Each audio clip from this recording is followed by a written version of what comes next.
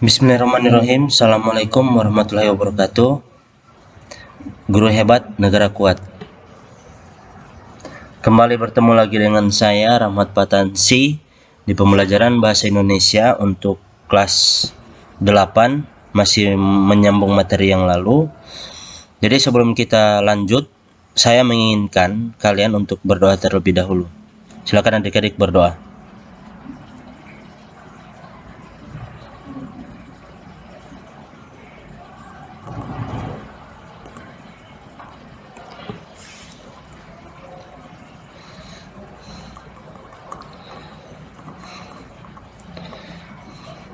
Terima kasih. Lanjut ya. Menelaah struktur dan kaidah kebahasaan teks persuasif. Menelaah itu, maksud dari menelaah ini artinya contoh yang paling sederhana itu sebelum makanan itu, contoh ya dalam bentuk makanan. Sebelum makanan itu ditelan, pasti harus dikunyah terlebih dahulu agar makanan tersebut hancur dan lebih mudah untuk masuk di dalam tubuh kita. Begitu juga dengan proses menelaah. Menelaah itu sebelum kita menjawab, tentunya kita harus, ini jika kita ingin menentukan jawaban, sebelum kita menjawab soal yang diberikan oleh guru, kita harus membaca soalnya terlebih dahulu. Itu adalah contoh dari menelaah. Jadi menelaah struktur. Struktur itu artinya susunan yang ada pada teks persuasif. Kaidah kebahasaan itu artinya berkaitan dengan bahasa Indonesia ya, sesuai dengan bahasa Indonesia yang baik dan benar. Itu maksud dari kaidah kebahasaan. Jadi dalam teks persuasif kebahasaannya harus bahasa yang baik dan benar. Kenapa bahasa baik dan benar? Agar orang lebih mudah mengerti dan memahami maksud dari teks persuasif itu sendiri. Jika pada pertemuan yang lalu saya sudah menyinggung teks persuasif itu seperti apa, ini adalah lanjutan dari teks persuasif ya. Yang pertama, struktur teks persuasif. Jadi silakan kalian lihat dan kalian baca. Jika terlalu cepat saya scroll, silakan di pause ya, agar kalian bisa membacanya.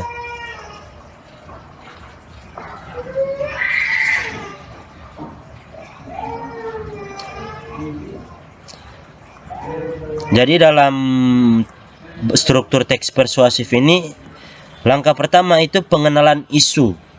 Silakan dibaca ya. Yakni berupa pengantar atau penyampaian tentang masalah yang menjadi dasar tulisan atau pembicaraannya.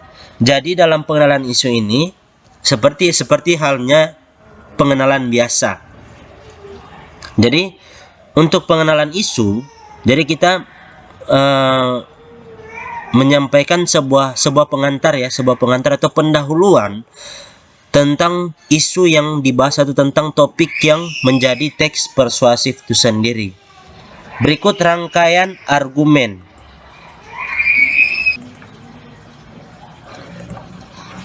Jadi rangkaian argumen ini berupa sejumlah pendapat penulis atau pembicara yang terkait dengan isu. Jadi terkait dengan isu ini ya, yang pengenalan isu ini yang dikemukakan pada bagian sebelumnya.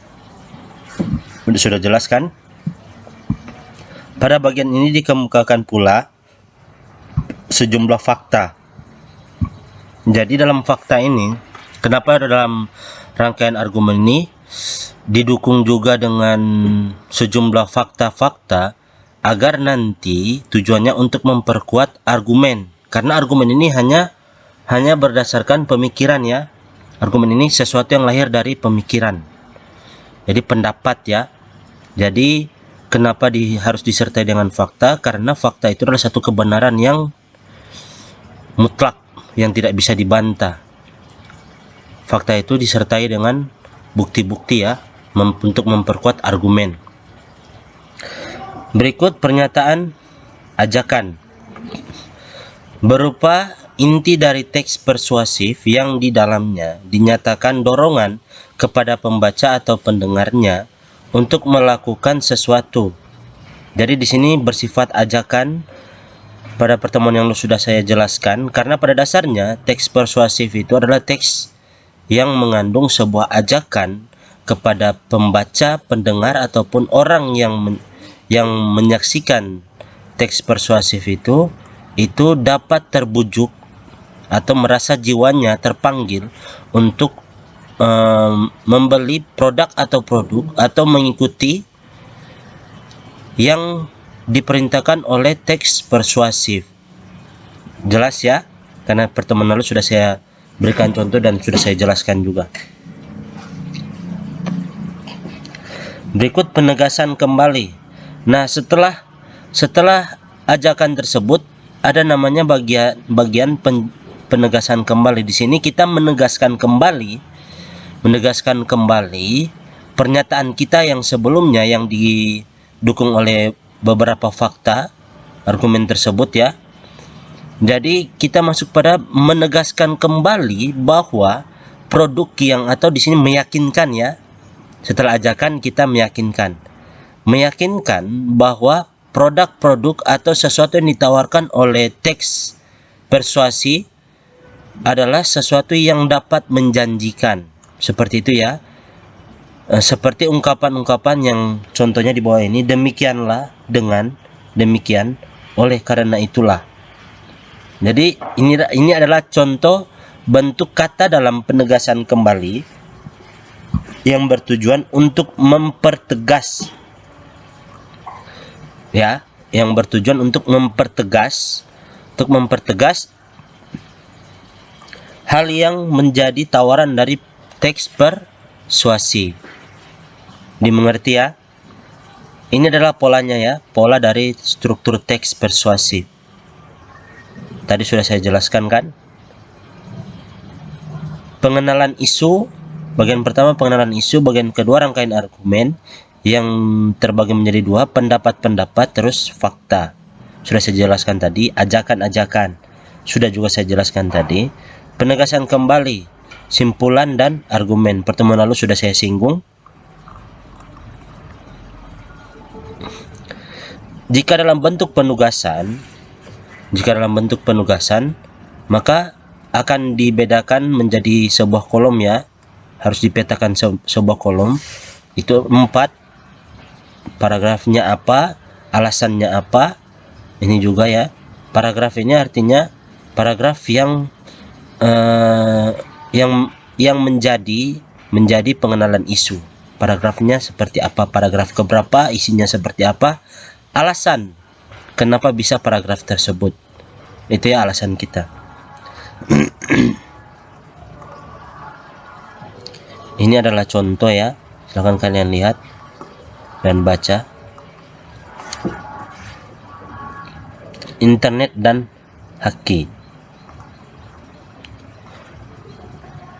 Haki itu singkatan ya, singkatan dari hak atas kekayaan intelektual. Silahkan kalian baca.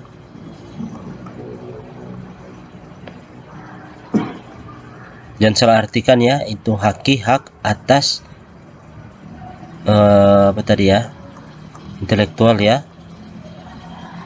Hak atas kekayaan intelektual itu adalah singkatan dari haki. Jadi bukan haki yang ada di film anime ya, anime One Piece. Berikut ya. Kedua itu bagian kaidah kebahasaan teks persuasif. Yang pertama tadi saya sudah singgung masalah tentang kaidah kebahasaan. Paham ya? Silakan kalian lihat dan kalian baca. Sekali lagi, jika terlalu cepat yang saya scroll, silakan kalian pause atau berhentikan sejenak.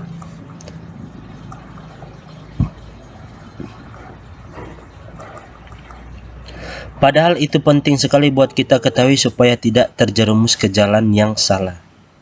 Perhatikan contoh-contoh teks eksposisi ya. Pada bagian terdahulu, pada teks internet dan haki. Ini penggalannya. Jadi silakan dibaca, dilihat.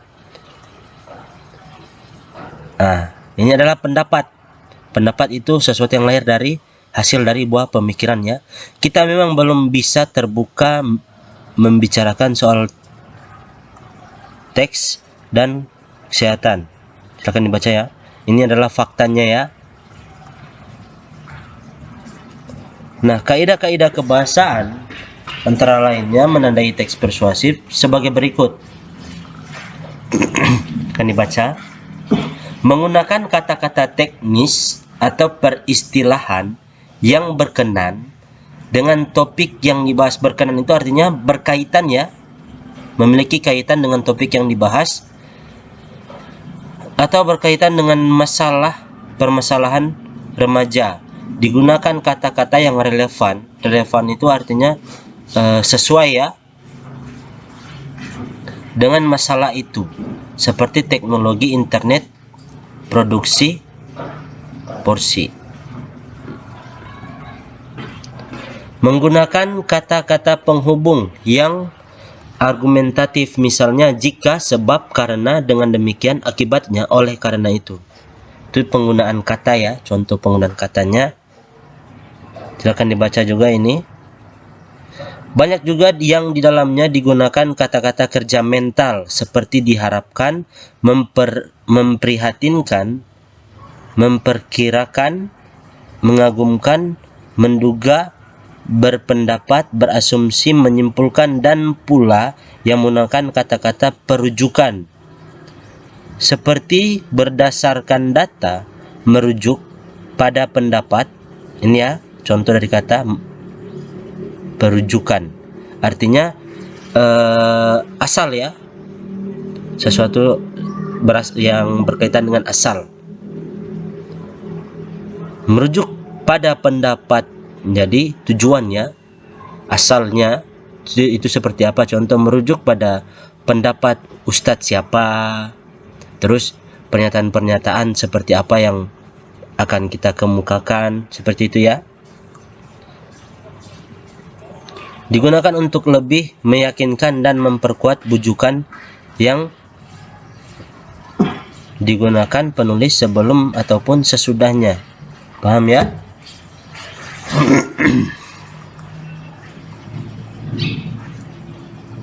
Ini penugasan. Jika kita tatap muka seperti inilah.